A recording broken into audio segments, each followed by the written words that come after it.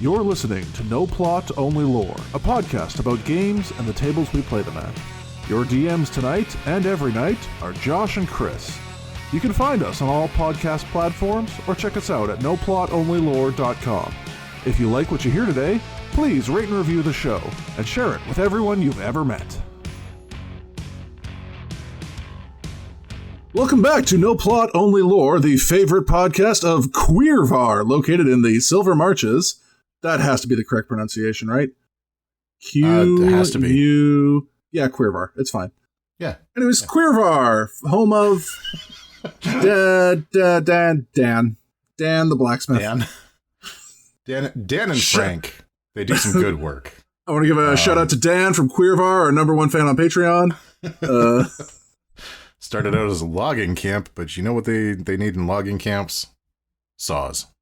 Yep, saws got to be sharpened. Saws got to be repaired. This guy saws all. Dan, everybody. Motherfucking Dan. So there's a new version of D&D coming out. Yeah, well, yes and no. So we got notified of the ability to pre-order our copies of the revised Player's Handbook, Dungeon Master's Guide, and Monster Manual with alternate art colors to be released in September, I believe. Did you get pictures of the alternate art? What does the alternate art look like? I haven't seen it. I can't tell you because I don't remember. Okay. And I don't have my universal login at home. See, I still think that the 3rd edition covers are some of the coolest they've ever done. Where they were like... I get what you're like with like the fake bookbinding and stuff. Not even with the fake bookbinding, but like the gems. In visual design, we have a couple of different ideas for like how something can be designed. And when you try and make a thing look like it's something else, we call it skeuomorphic. Okay. And the covers for D&D 3rd edition and 3.5 were very skeuomorphic in the way that they came across. And then like 4th edition had flat design instead, where we had an image and then everything was like really flat and modern on the covers. Which one you prefer is largely up to you and like whatever the zeitgeist is doing right now. Personally, I have always loved the skeuomorphic design covers for any role-playing game. I tend not to like the skeuomorphic ones as much. I do like a version that is just straight up super duper fancy. Like if they actually release like a leather and brass, version, I would buy that. But if that's not did they? I think they actually put out like a black leather silver embossed in 3rd edition of 3rd. Yeah. Yeah. I wasn't in. They were gorgeous. 3rd, so whatever. But like otherwise, no, it wasn't 4th. Otherwise, I do like the more flat covers, but like, I want more evocative art. I think, like, despite me preferring the 4th edition books, I prefer the 5th edition, like, art in a lot of cases. That being said, like, I don't think there's anything wrong with the 4th edition art. I just think the covers of the books in 5th did a much better job of, like, selling the high fantasy, D&D setting than, like, a person with a torch and another person with a hammer and another person with an axe looking in different directions, which was to speak to the person with the torch. Yeah. Lighting some fires. I honestly think that the 5th edition books, at least the covers for especially the core rule books, took a page from Pathfinder in a big way. Yeah. And I don't think there's anything wrong with that, but yeah, like, the 4th edition books definitely just kind of did the same thing on every book, like whether it was a Player's Handbook or the DMG or a Power Source book. The only exceptions really being like Mordenkainen's books that had all like here's all the magic items that you're going to need because this whole game is magic items now. Yeah. But yeah, like I don't even remember the covers for those ones. Oh, it was just like here's a pile of loot. There you go. The still image. But like the covers of like there's like the dragon books they do every edition. Those are always like my favorite covers, and the fifth ones are so much better than fourth. The fourth one's actually almost found a way to make dragons boring. If there's one thing that Dungeons and Dragons needs more of, it's books about the same 7 kinds of dragons. Okay, if we can sidebar for a second, have you feelings on the redesign of Gold Dragons? I actually like it, and I realize that is not a popular opinion. Yeah. I like the attempt to do something that is new and interesting with the visual design of a gold dragon. Mm-hmm. And I think that, barring my own personal distaste for calling Chinese dragons dragons, because they are completely different creatures, right? Pulling in some visual identifiers from other cultures in designing your dragons, I think, is an interesting choice and one that I support. So I don't hate it. I still like the gold dragons from previous editions, but I have a place in my heart for these ones too. Okay. Objectively, I don't hate the new gold dragon design. What I don't like is that there's already like a very, like, Dungeons and Dragons sort of establish the archetype in a lot of cases, right? Mm-hmm. And so I'm not like a traditionalist, but I don't like people muddying with established things just for the sake of a refresh. Like, I think there's a world where you can have the traditional dragon design and also this other thing, right? Well, so like, here's my counter to that, and that is that the fact that the Dungeons and Dragons dragon aesthetics are so keyed into the chromatic and metallic dragon types, that we keep rehashing those 10 types of dragons over and over and over again. That's where the problem lives for me. But right, if you were to put this out as a new type of dragon, that would be a thing, but they need to have a gold dragon, and they need to keep gold dragons interesting. Right. And I don't think that's the case. Okay, I don't think we need gold dragons. I think gold dragons can fuck right off. No. Okay. So here, I assume you have not played Wormspan yet. I have not. Wormspan, for those of you who don't know, is a redesign / reimagining of the Stonemaier Games hit Wingspan, which was just about like a bunch of birds in a preserve. Well, that, they took a very scientific approach to that. There are bird facts on every card that tell you like their average wingspan, their habitat, their scientific name, all this stuff about birds. And then someone looked at that and was like, hey, what if it was dragons? And took the core game mechanics and revamped them a little bit in a way that I think is really interesting, but also just invented like 200 new dragons. That's the world I want to live in. We've got the established chromatic dragons, we've got the established metallic dragons, and then in a weird corner of whatever the D&D version of China is, we find this other type of dragon that is, whatever. Like, I don't think it needs to be in China, right? I don't think it needs to be Chinese inspired. I said that specifically because it draws from that mythology, right? Like, you look at that design and you're like, oh, that's an Asian dragon. In a world where many kinds of dragons do exist, right? Like if you throw 75 different kinds of dragons into a book, then great. But whenever we're looking at a monster manual, we get 5. Yeah. We get the chromatic dragons and that's it. Right. Because, okay, I think what it comes down to is focus. When D&D puts out their base books, I don't know how clear they made it, but they have flat out said it. This is the Forgotten Realms. And this is like a small chunk of the Forgotten Realms that we're giving you some general information on. I think there initial monster manual should do kind of the same thing. It's like, okay, this is Dungeons and Dragons. Here is the classic dragons of this area that we're focusing the base source book on.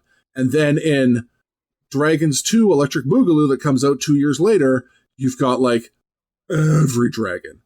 And that's where I think the new Goldie dragon should live, is in the like expanded universe of dragons. Like, I don't think anyone is done a disservice by Dungeons and Dragons leaning heavily on the dragon as opposed to the dungeon.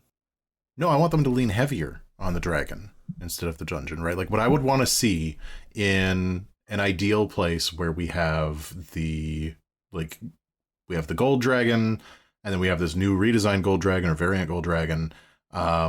If we wanted that to be a different kind of dragon, right? Mm-hmm. If we wanted to separate that from the gold dragons that we know and love, I would want there to be an establishment that there are different kinds of dragons in the core book, right? So we have the 5 chromatic dragons, we have the 5 metallic dragons, and then we have 5 other dragons that are just some weird shit. Which right? Like some stuff that we haven't seen before. That. And then the dragon book has 400 more dragons. Exactly. But because we don't establish that, because we don't have the ability to say, like, from the core, right, from the main books, that these different kinds of dragons exist, what we're left with is the requirement to keep the same 10 kinds of dragons fresh.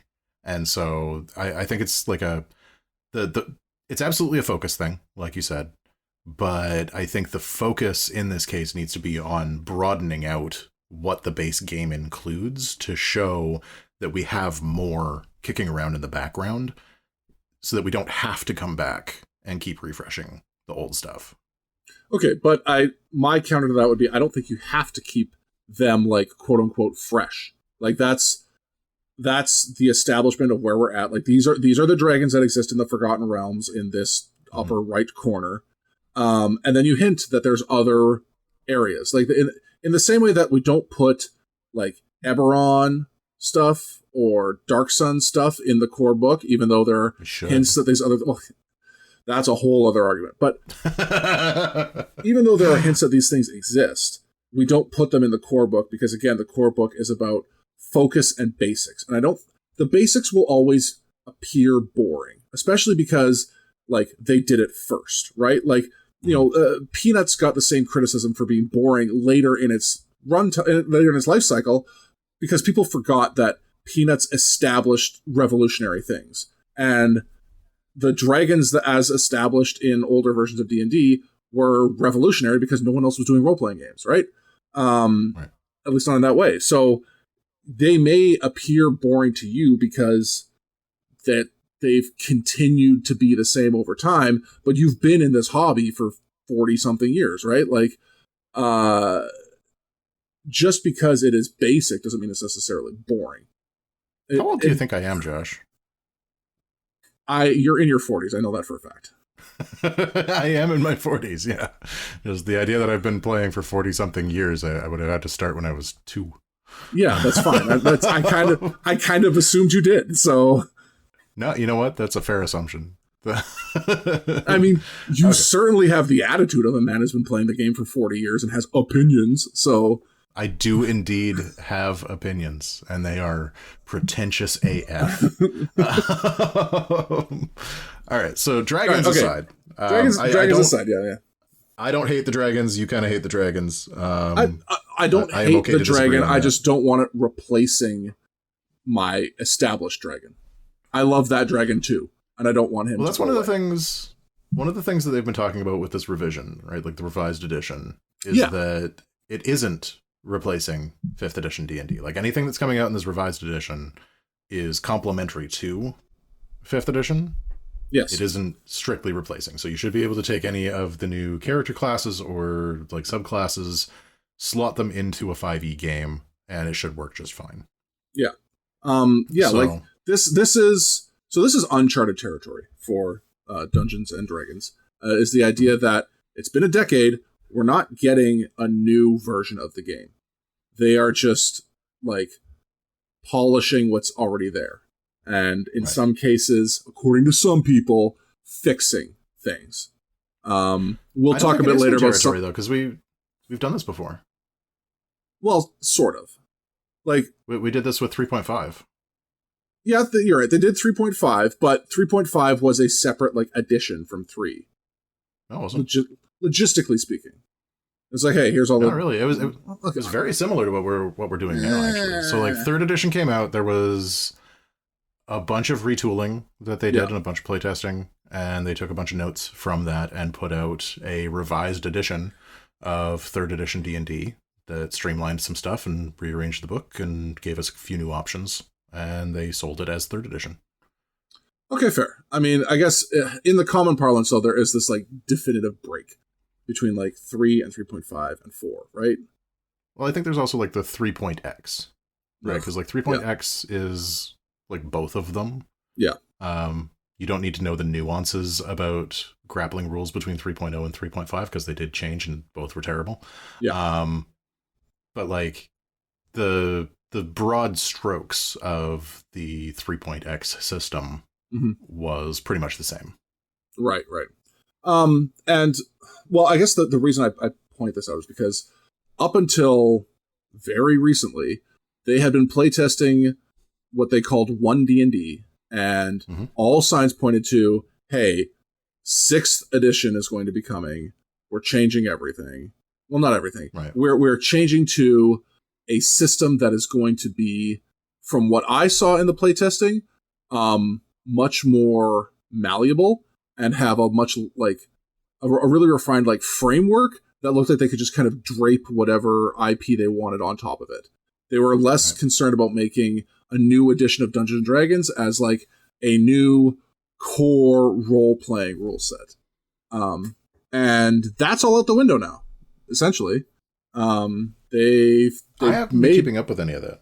Yeah, so I've been keeping up like as much as I can in my day-to-day on like because part of my job now is like I'm going to be running some D&D summer camps, and we've got other D&D tie-in stuff that we're going to be a lot more involved in the near future. So I'm trying to get my finger back on the pulse of what people who don't have a podcast are doing.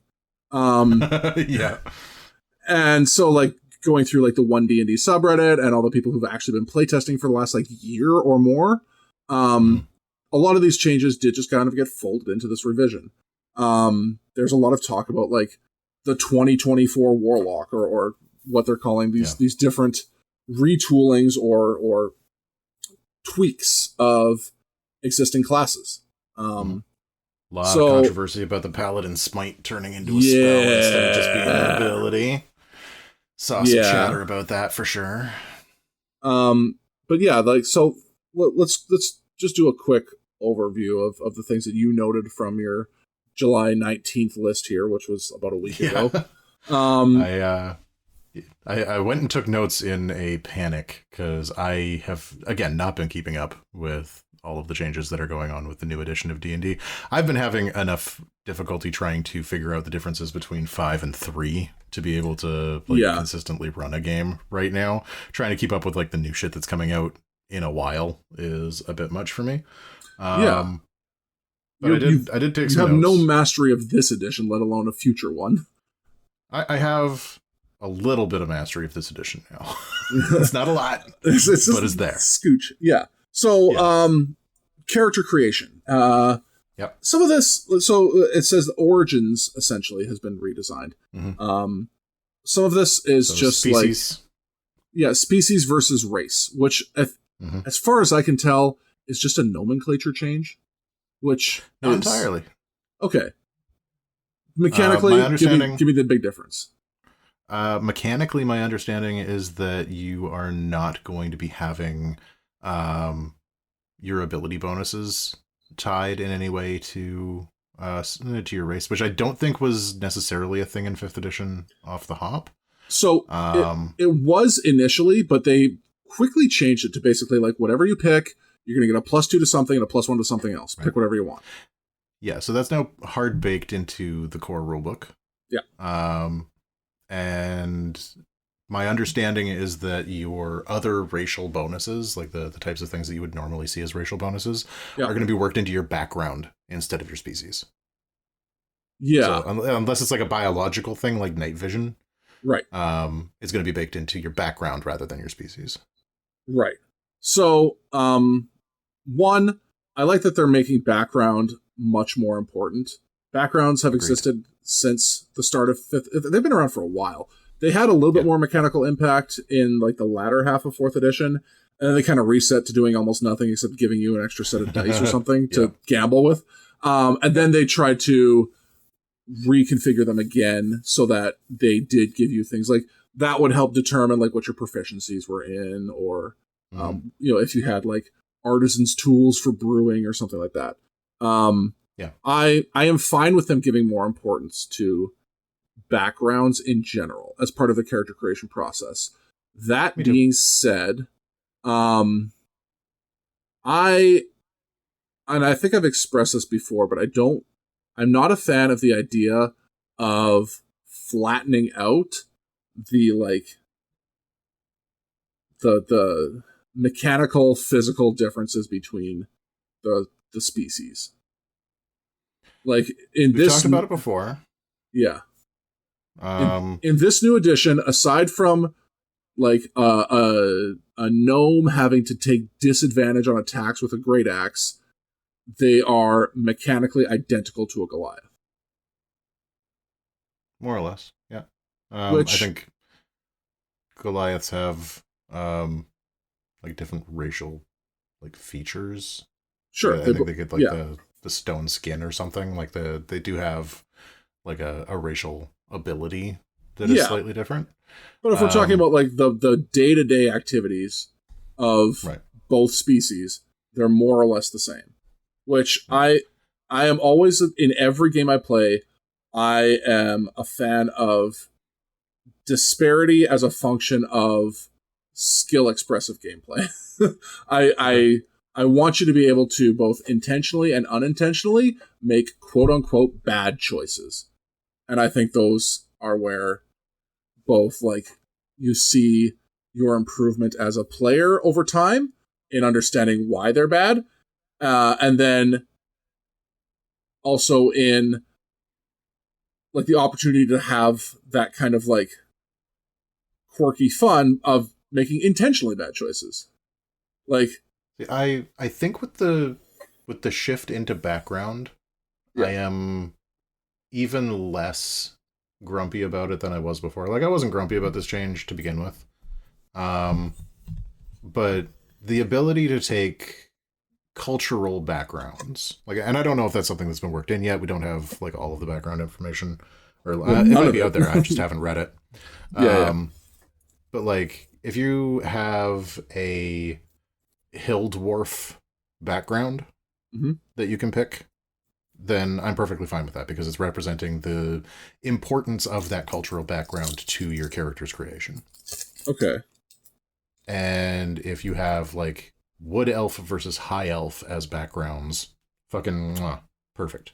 Because that gives you the same level of like cultural impact and cultural difference without making it a weird all dark elves are evil thing. Right?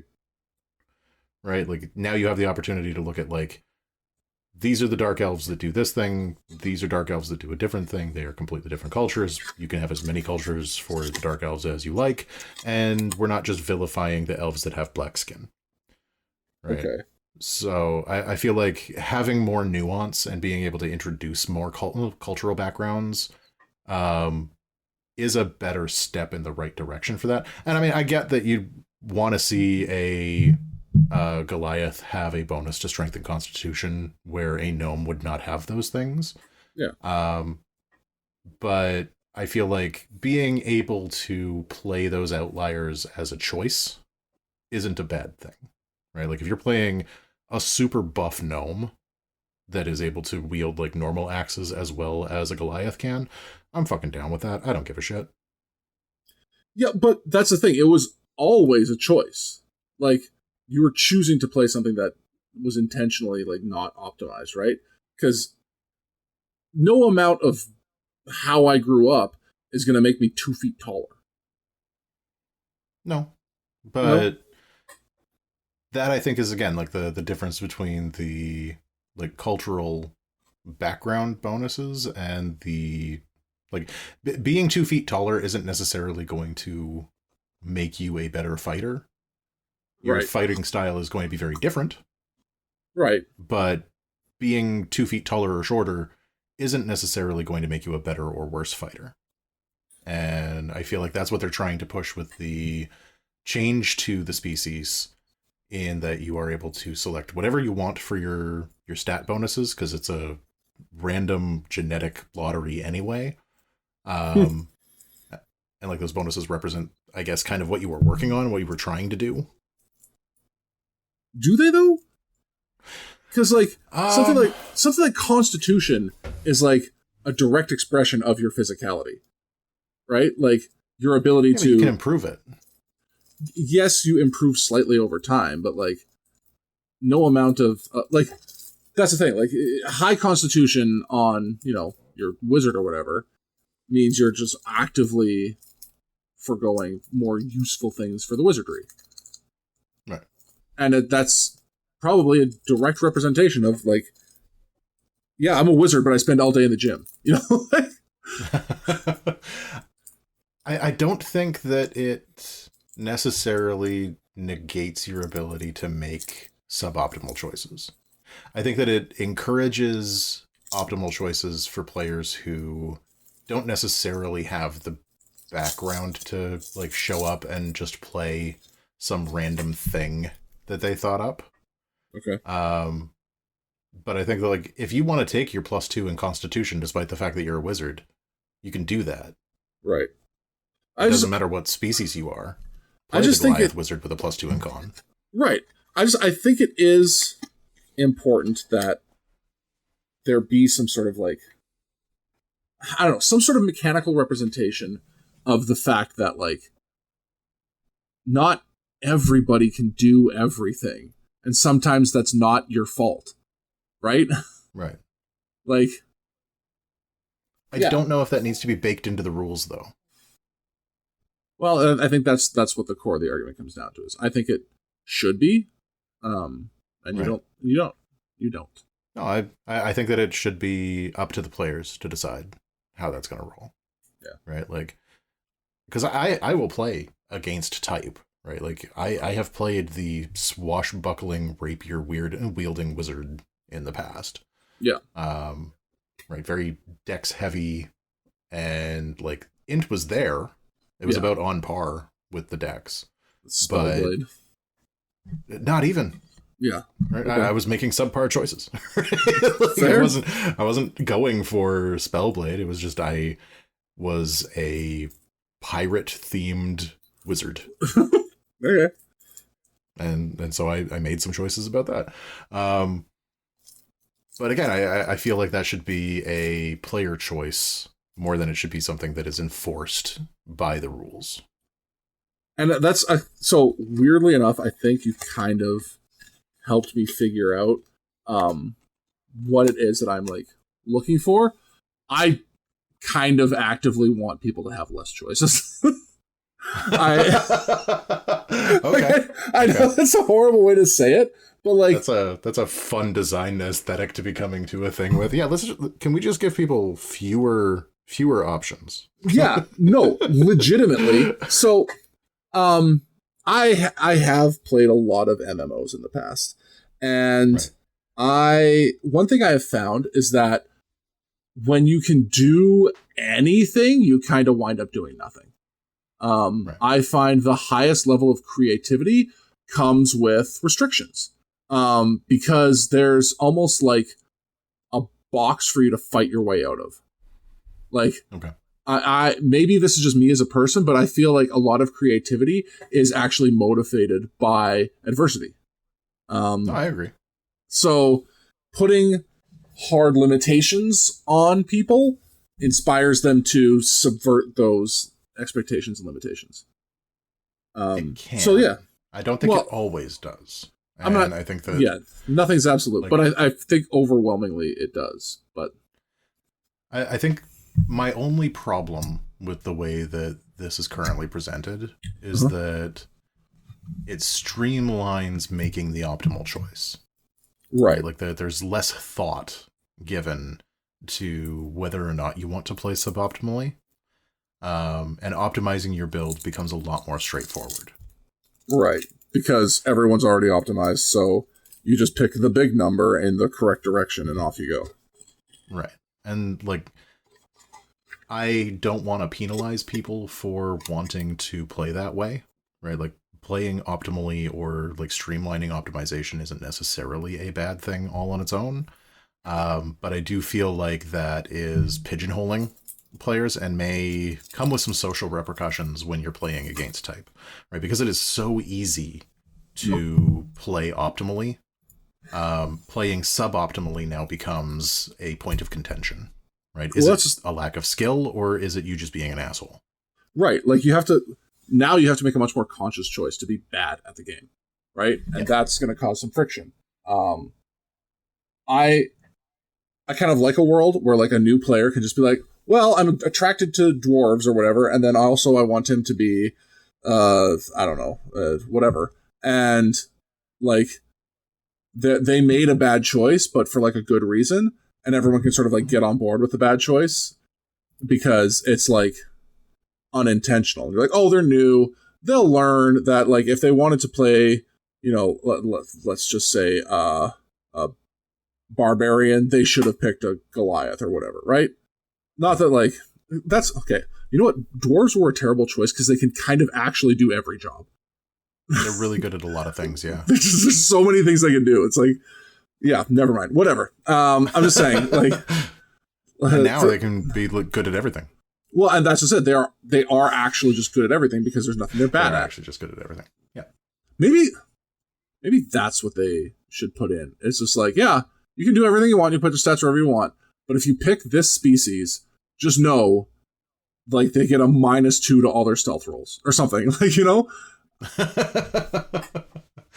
Yeah. I mean, and again, that could be a thing that they look at with the species. And they are adding a few more. Like I saw that the Aasimar is being added as a playable species right off the hop. Yeah, I'm always in favor of more species choices out of the core book, because I think the ones that they tend to put in all the time are very restricting. And then, so you get like your favorite 4 or 5, and then they're like, oh, and here's like the one that gets a special spotlight this edition. Congratulations, Tiefling. Congratulations, Dragonborn, or whatever. 3.5 had a really interesting way of handling that, which was that you could play any of the intelligent monster types, essentially. So like the monster manual had rules in it for how to play a monster character. Okay. And so like literally any of the like you couldn't play a gelatinous cube as a player character because it's not intelligent. Plasmoid. Oh, right. Yeah. But like because it's not intelligent, because it's got like animal intelligence, you probably can't play like a squirrel or whatever. But like you can play Goblin. Yeah. You can play a Hobgoblin. Yeah. You can play a Sphinx. Yeah. Right? Just like that, there were rules for how to be able to do that, cooked into the monster manual, and I thought that was a really great design choice for opening up player archetypes to whatever you wanted. I agree. Like you saw, like, so you know, there's obviously things like Aarakocra and stuff they add later down the road. I think hiding them behind like the Tome of Foes and some of those other things is actually like doing them a huge disservice. They should be appearing a lot sooner in the process and giving people more freedom to make weirdo characters, because I love weirdos. Yeah, I also love weirdos, and like it is hard to try and balance like one player wants to play a species that can fly and another one wants to play a literal goddamn dragon. Yeah. But worth? Question mark. I feel it's worth. I would love to see rules in place for adjusting monster species to be player characters. Yeah. I want to see that. Yeah, that's fair. We've talked a lot about origins though. Let's move on to classes. Yeah. So classes, you called this a balance patch essentially. I think part of it is balance. Part of it is like they still haven't got rogues, or sorry, not rogues, rangers right. They keep getting nor close. shall they ever. Yeah. I don't think they're ever going to get rangers right. Because they keep trying to do two things with them. Right. And Rangers, frankly, I think they need to, like, if you want to, my 2 cents, I think they should abandon the idea of Rangers being a ranged class and just make them all about their animal companionship and leave and just make really good options for, like, an archer under rogues or fighters. Mm-hmm.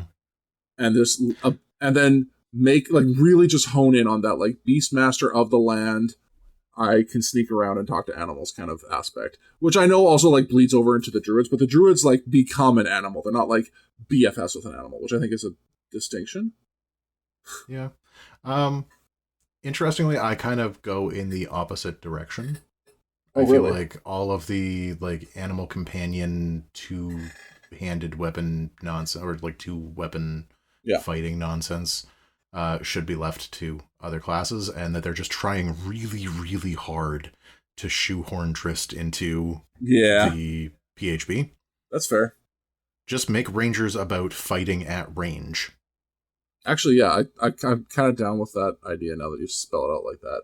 Because, I mean, one thing that I miss is the Seeker class from 4th edition, which was, like, a ranger, but, like, with rocks or, like, slingshots.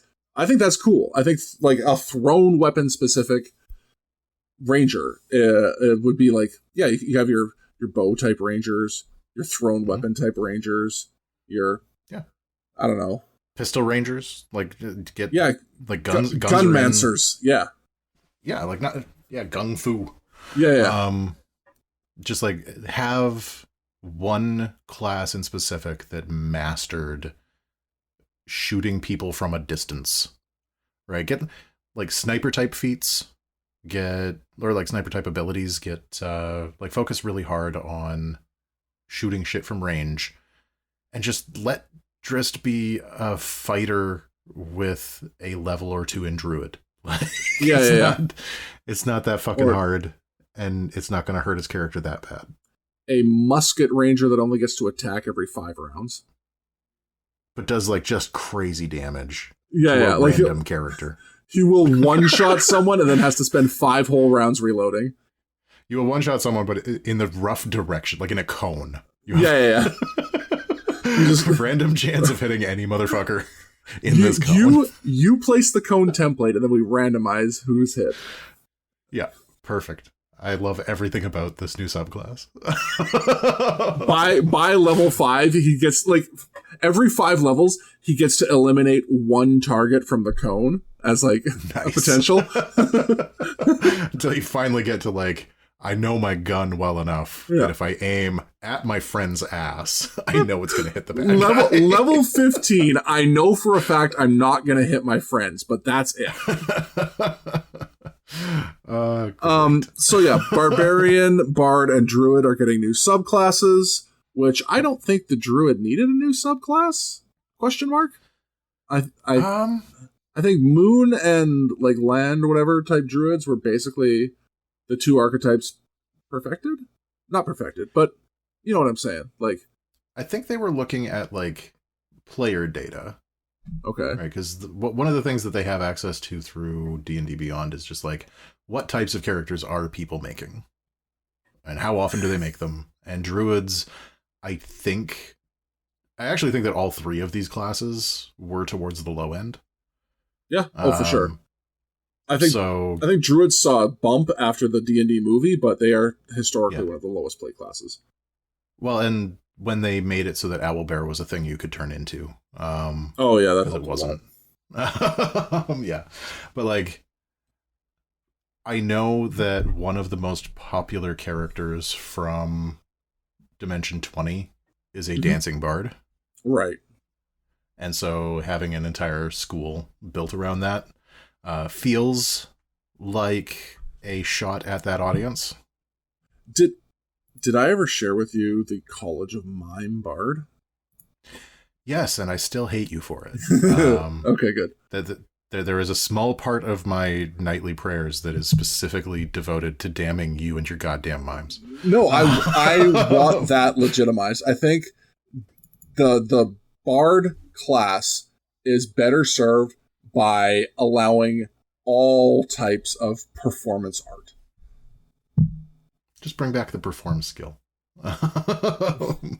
Long and short of it, yes. I think Bard colleges should have mime. They should have, I don't know, puppetry. They should have balloon animal. They should have... Sorry. Perform isn't the one that I was thinking of, because perform is still in the system. It's craft. I missed the craft. Yeah. Craft, yeah. Oh, okay. Another quick sidebar. We tried to... In our game, I wanted to use crafting to do something and found it almost impossible to find a mechanical way to do it. Because they just gutted all of the crafting rules whatsoever. Like, my background for my character is he is a jewel crafter. We found someone who has a cool ring that's been enchanted, and we were like, there's got to be a way. Like, initially, all I wanted to do was create a perfect copy of that ring, and that was like fine. But then we're like, oh, well, actually, I want to transfer the enchantment from that ring to my copy, and there was no way to do it. There's nothing indicating like how you actually made magical things other than like, you're probably going to have to go on an adventure to find a magical piece or something. Take a look at the Artificer and the Tinker's Tools. Okay. The Tinker's Tools check, I think, would probably be the best option for that, and your character, based on their background, should probably have Tinker's Tools already. I have jewel crafting tools. Perfect. In that case, I would just copy the Tinker Tools and call it jewel crafting and call it a day. At the end of the day, I role-played it well enough that we were just like, we're not going to roll for this. This just feels right. Fuck that. Yeah, that's fair. Which is also like the correct way to dungeon master something like that. There's like not a clear immediate rule, and someone's role-playing it really well. Just say, yes, yep, it happened. Good job. Yeah. Anyways. Yeah, that's the way I probably would have handled it too, and then I would have emailed you the Tinker Tools rules after that and been like, cool, your character has this ability now. Yeah, great. Yeah, so there's also been what they're calling a reimagining, quote unquote, question mark. Yeah, I haven't seen anything about the reimagined subclasses. Well, I've seen one reimagining of something that's BS, but that's okay. Which one? Okay. Let's get to it right now. It's the Paladins. Okay. I love me a Paladin. I've played multiple Paladins. I have 2 Paladins currently on hiatus in different games that maybe one day will restart again, but probably not. But still, I care about Paladins deeply. They have made a change to their Divine Smite. One, to bring it in, the generous argument is that this now brings it in line with the other types of Smite, while still making it easier to do than those types. Because the other smites require a concentration check, and then when you finally hit with it, then you can expend it. Divine Smite doesn't have any preamble like that. You can just trigger it, right? So under the initial rules, the way Divine Smite worked is you hit with your attack, and then you can choose to expend a spell slot to activate your Divine Smite, which just auto-hit, and you just got to, depending on the spell slot level that you expended, you got to just roll extra damage dice. It's like I hit you, and then Jesus pushed the blade in further, or whatever, right? Now... Like he does, yeah. Now, it had no action component. It was a free action that was triggered by your attack. So, some power gamers, basically put together dumb things. Like in the way that there was that rogue build that's like, I can one-shot Orcus at level 20 or whatever. They were like, hey, if I multi-classed into fighter and took some other things and did 2 weapons and I can make 5 attacks around and smite on every one of those attacks and blah, blah, blah. And it was like, wow, that's a lot of damage. That would be a really big problem. And someone at Wizards of the Coast decided that small data set was indicative of like Paladins as a whole, I guess. Okay. And was like, no, they're too good. They can one-shot bosses all the time. Which just like, yes, I guess in a perfect world, if every attack you make hits and you're only doing 1 fight a day because your DM is just handing out long rests like candy, then yeah, I guess that is a problem if my hyper-specific niche build of a paladin that I had to grind for 5 IRL years through a campaign, and my DM let me get away with all of this shenanigans from minute 1 and didn't find a way to just kill my character out of spite, yes, I got to one-shot a god. But, like, this is all theory crafting damage and then, like, balancing a game around it, I guess? So now, Divine Smite requires a bonus action, which limits it to once per round. It still does the other things where, like, you spend a spell slot, and depending on the spell slot level, you get extra damage. But the big thing is, it only happens once per round because it spends a bonus action. It's also actually a spell now, right? Yes, it is an evocation spell. Which means that anything that is immune to spell damage is immune to your smite. Correct. Which is like, I get, one, why? Why are you balancing your game around edge cases like this? 2, why are you balancing your power fantasy game at all? You're right. I mean, they one-shot the bad guy. Me? Oh yeah, like all those balance people that are like, oh, the game is broken because rogues are too good. If that's how you play your role-playing game, you're wrong. But I shouldn't have to, like, accommodate for you. Like, okay. Like, I am fine if your level 20 demigod occasionally one-shots Orcus because you made your rolls that night. But also, like, that was a team effort. Like I said, you've been grinding for years leveling this character up, and your DM lets you get away with all these weird fringe choices because they're like, it seems fine to me, and then they just didn't account for the fact that you could one-shot their big bad end guy. Like, okay, well, that's lesson learned. You did it one time, and then the campaign's retired. Like, fine. I mean, fools you for, like, making your big bad evil guy directly out of the DMG anyway. Or yeah. Like, also, hey. If somebody does, like, 700 damage on, like, one round, suddenly a couple of zeros get added to my big bad's hit point. I was going to say, exactly. DM Fiat still exists. Oh, no, I rolled well enough to one-shot the PHB version of this bad guy. Guess what you're fighting? A guy who suddenly becomes immune to rogues, or whatever. Like this isn't even my final form. Exactly. So I'm just, I don't know. I'm really annoyed with this whole situation. But also, I can choose not to accept it. I super don't care. Yeah. Like, this is the sort of rules change that just, like, rolls right off of me. I don't give a shit. Well, you probably weren't going to buy the revised books anyways, were you? No, I'm gonna. Oh, okay. I'm just saying, like, my friends who I am playing with have no intention of buying them and were unaware of the changes whatsoever. So when I said, hey, we're not going to adopt this new thing, right? He's like, what new thing? I was like, correct.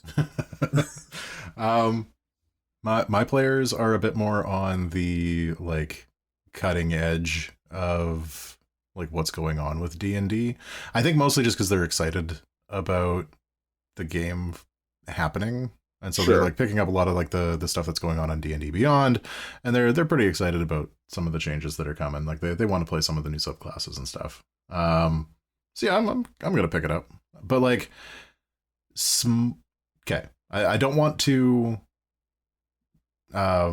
belittle the change and how it's going to impact the characters that you are playing, but to me, this is a very small change. This is something that is, like, you just build around it. Yeah. Right? Like, it's not that big a deal. The changes that were made are going to impact some of the flow of your game. You're not going to be able to down a potion after Divine Smiting. Right. Unless you've got an extra bonus action somehow. But it doesn't seem like the sort of thing that is going to completely break your build. Right. It seems like the sort of thing that is going to possibly bring that build a bit more in line with what other characters are doing at the same level. And that's fine by me.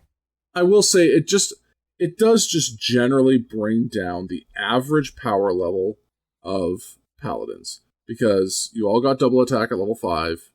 and no matter whether it was one-handed or two-handed, they were all expending extra divine smites, right? So now the average player has half as many divine smites as they used to have.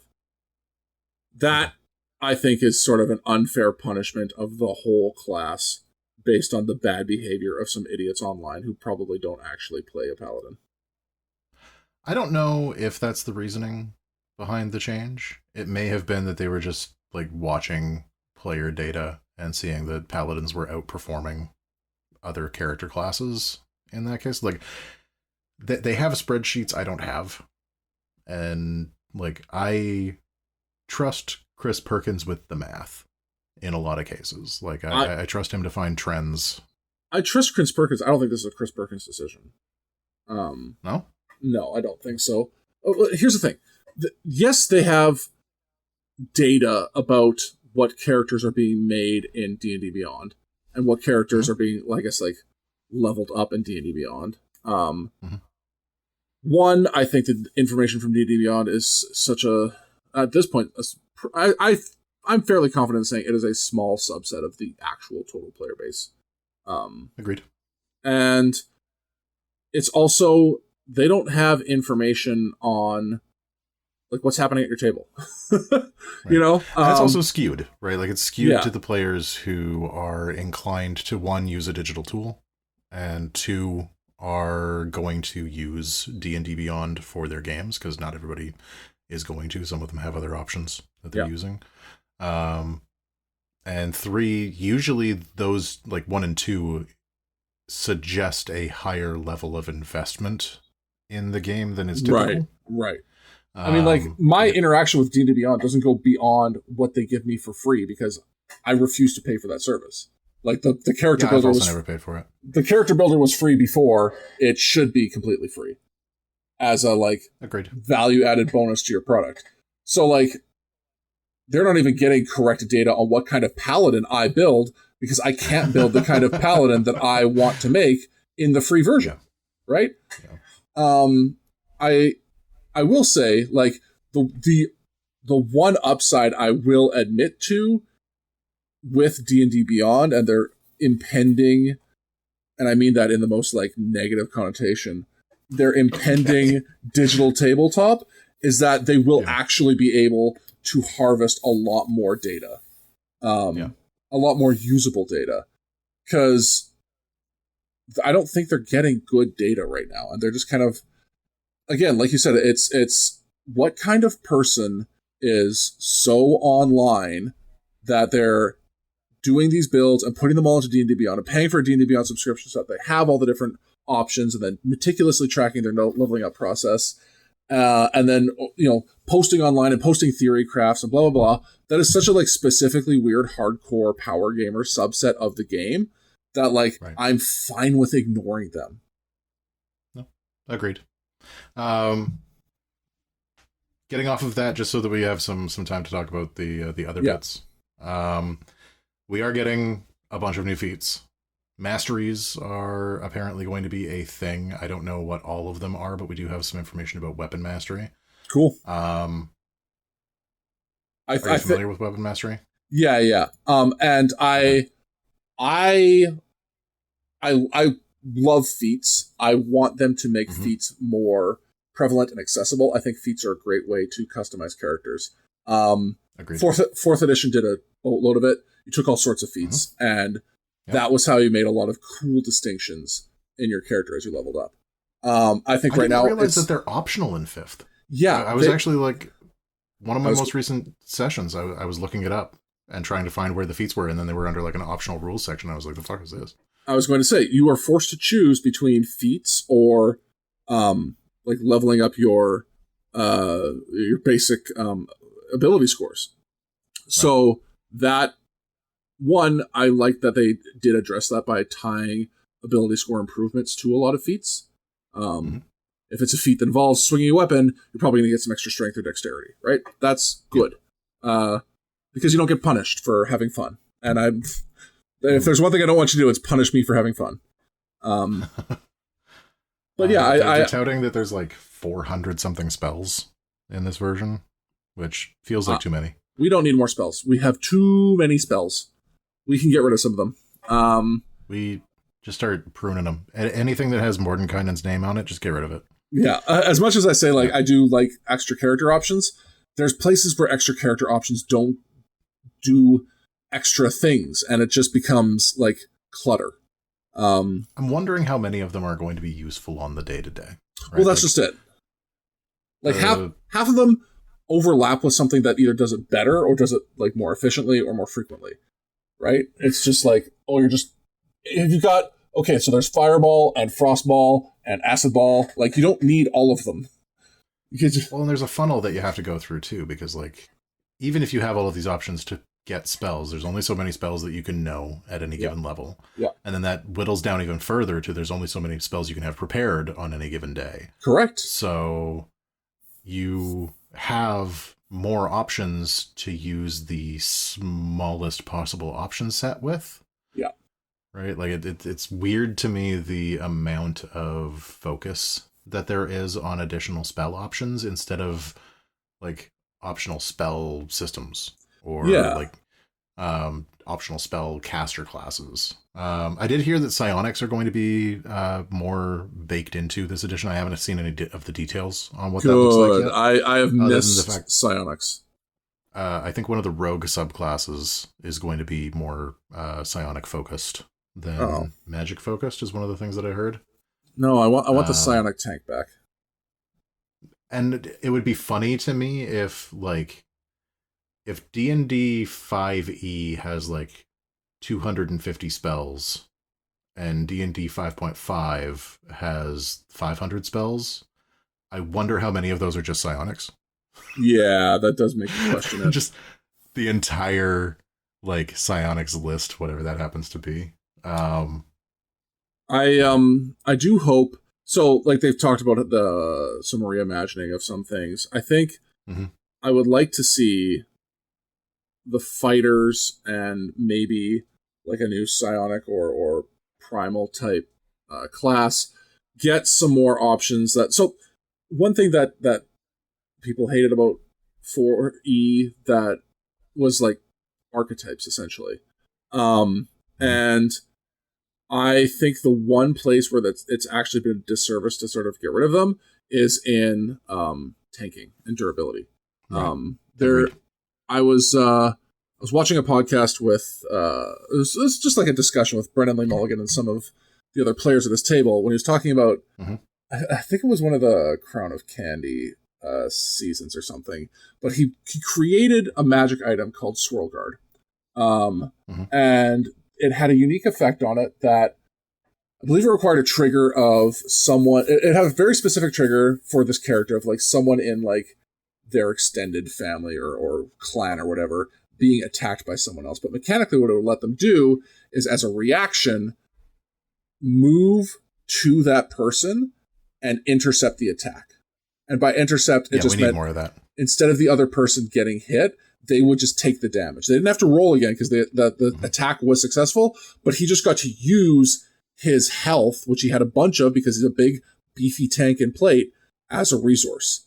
There's no point in having someone that's hard to hit and has a lot of health if they can't force people to interact with that.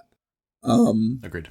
Limited amounts of marking is not, like, once per round giving disadvantage to someone is not useful.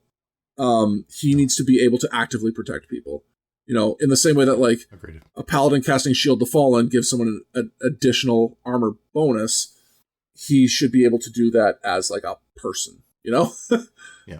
Fair. So I want to see more. I'd love to see more of that. Yeah, I want to see more mechanics for tanky people to let them be the big beef stick. Because right now, it kind of doesn't make sense to have one of those.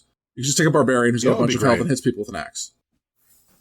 I would love to see a lot of that tied into shield mastery. Sure, yeah. Right, like you have the weapon masteries that you're using already. They are providing new abilities based on the, like, appearance of that thing. Right, like you're using a glaive, so you get, like, glaive mastery bonuses. Yeah. Throw some tank shit on a shield. Yeah. Right, like you just get some tank abilities. As long as you're carrying a shield, you get those abilities. It means that if you're like carrying a two-handed weapon, then you don't get those abilities, so you're at a disadvantage there. But it really incentivizes picking up a shield. Well, yeah, like even if you did something like making Shield the Fallen like just like a mechanical part of a feat you took as a shield master, where it's like now whenever I have a shield equipped, all allies beside me get +1 AC or something like that, right? Yeah, tying both like a bonus to your friend's defensiveness and then a way to actively intercept attacks would be great. Yeah, no, that'd be amazing. There's a new play guide for new and returning players, and this is something that honestly I'm not super in favor of. No. Because like they're touting this as being like the biggest D&D PHB that has ever been made, and then they tell me that there's a like guide section for new and returning players, and I'm like, cool, that's just going to beef out your page count with nothing useful for me. Yep. I get where it might be useful for like new players to have like a step-by-step thing that they could go through, but I don't think it needs to be like directly in the PHB. No. I think that's like the PHB should be organized well enough that you shouldn't need one. Honestly, I think if you want to do a play guide for new and returning players, you make that a free article on your website. That's just like, hey, everyone, here's the new thing. Check it out. Here's like beefy content that we're giving you for free. Because they have gotten very far away from giving away things for free ever. And yeah, it's like I was talking about in our pre-show, it's come at the expense of like discoverability and evangelism for new players. So I think, especially after the whole like OGL debacle and all this other like kind of controversy around what they're doing with the license as a whole, I'm not saying they need to do a little bit of groveling, but they need to do a little bit of like player outreach, you know? Win us back. Trust building. Yeah. I mean, I think it says a lot that like one of the people most involved in some of these design decisions doesn't play D&D and doesn't think he needs to. That's worrying. That is so right. Yeah, get some outwardly focused stuff going and don't just trust the subreddits. Never trust a subreddit for anything. The fandom, especially the vocal fandom that is willing to find a Reddit for it, is not trustworthy at all. No, you're putting your all of your power in the hands of the complainers. Yeah. By the way, you can find us at our own subreddit at /r/. We don't actually have a subreddit. We don't deserve one. No, we don't. And then the thing that I am most excited about, and I realize this makes me a giant fucking nerd, is they're putting out new appendices and indexes. Well, I think that's good. I'm always in favor of appendices are so bad. Yeah, I'm always in favor of a good organizational system to help me find things faster. Where you lean on the crutch of ChatGPT, I just want a good index so I can go find the information myself. I love a good index for the same reason, and I also just love having better organized books. Like 5th edition learned none of the important lessons of 4th edition insofar as like how to lay out your book. Correct. Right? Like 4th edition, you could essentially open from the first page and start reading it, and you would have all of the information that you needed to be able to start playing pretty quick. Yeah. Right? Like you started, it took you through steps. Yep. The whole way through the book, how to build your character, the rules you need to know to play, all of the different like items and stuff that you need. Here's 75 bazillion spells. And then 5th edition went back to a very like, I don't want to say that it's a 2nd edition style because there isn't quite as much jumping around as you would see in 2nd edition, but it kind of reminds me of a Palladium book, and that is never a compliment when it comes to the layout of your book. That's not a compliment when you're talking about Palladium books, so... No. I have genuinely had fun playing those games, and the books have never once been a selling feature for it. But yeah, I love better organization. I love the fact that they're like shuffling around the chapters and hopefully getting them in a place where like they're going to be more useful and more streamlined. Yeah. We'll see how that goes, because it's always a bit of a crapshoot when they reorganize that sort of thing. But we looking forward to at least tearing it apart later. We can only hope. So you asked a couple questions here in our so one, is this update necessary? And two, is any update like this useful? My answer to both is a flat yes. Okay. These updates have been happening in some form or another for 10 years. Mm-hmm. Like they are happening. The communication about them has been terrible. Right? Okay. Yeah, no, that's fair. They don't get disseminated across the community in a good way. So bringing everyone back onto the same page about what you've been changing for the last 10 years is necessary. Well, they've been doing it in source books too, right? Like, so a lot of these changes have come from things like Tasha's. Yeah. And like we see the beta version of these changes in source books, which is fine unless you don't buy that source book, in which case you don't know what's happening. Right.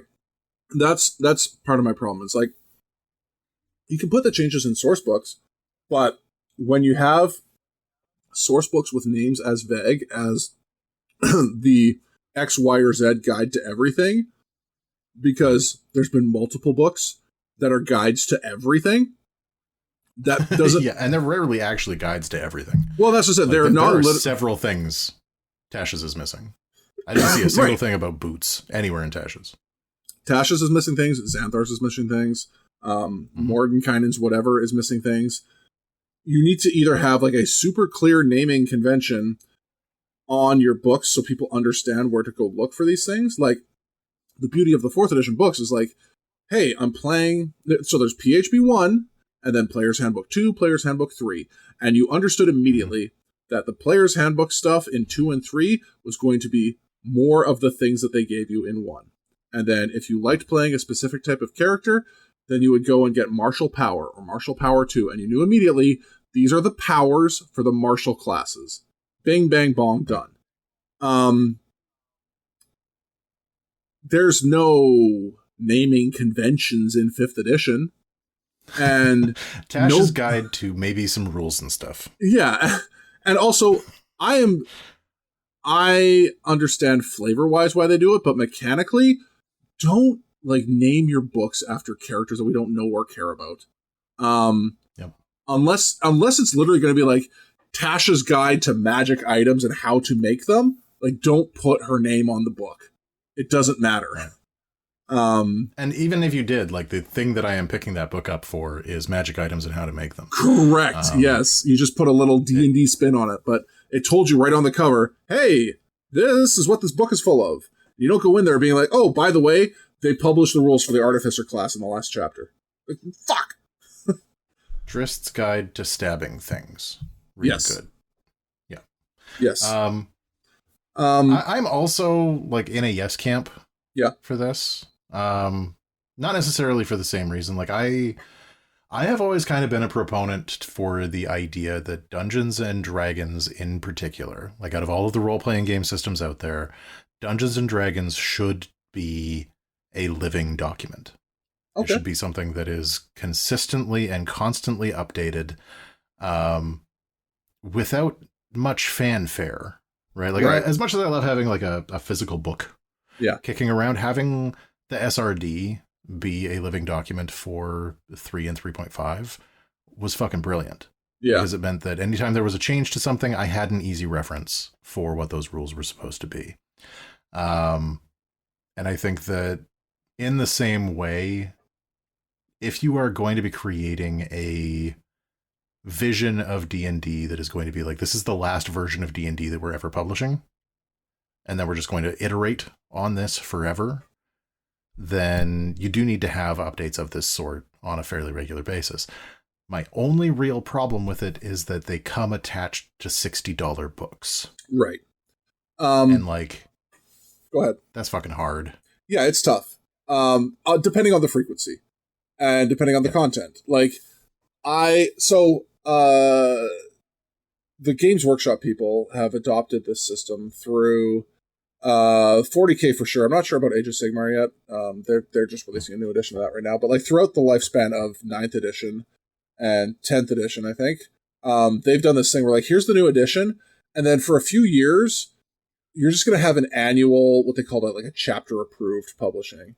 They might even make it like semi-annual, but it was like a small, not necessarily even like a book, but a small update, just like, hey, here's some balance tweaks, here's some rules clarifications, here's maybe a new scenario, and you would just drop like $20, and it's like, okay, I got my new thing, great. I like the idea of, hey, we've kind of figured out how I want this mechanically to be forever, because I don't need a new core mechanics of the game. I just need little updates and more options frequently. Right. Semi-frequently. And like I feel like losing Dragon Magazine was a bit of a hit on that front. Like the way to quickly disseminate information across your fan base about changes to the game that was in kind of a centralized location. And if you weren't interested in those kinds of updates, you just didn't get the magazine. Yeah.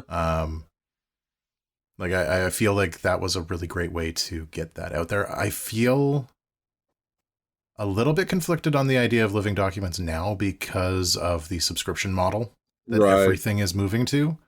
I don't want D&D to be a $20 a month subscription. Right.